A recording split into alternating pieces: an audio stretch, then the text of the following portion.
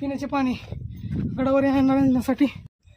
तर मित्रांनो वरती आलो आहे, भारी वाटलं, उन्हात आणायचं पण फिरत फिरत आलो. तर मित्रांनो इकडं हनुमान मंदिर आहे, तुम्ही पाहू शकता. तर मित्रांनो अजून आपल्याला फिरायचं आहे, मी रोहिडा पूर्ण दाखवणार आहे तुम्हाला, चला. तर मित्रांनो फादर ऑफ इंडियन नेव्हीचा बोर्ड इथं लावलेला आहे. तर तुम्हाला मित्रांनो कमेंट करायचं आहे की छत्रपती शिवाजी महाराजांना फादर ऑफ इंडियन नेव्ही असं का म्हणतात. तर मित्रांनो या किल्ल्याची मी तुम्हाला माहिती सांगतो की या किल्ल्याची निर्मिती यादवकालीन आहे.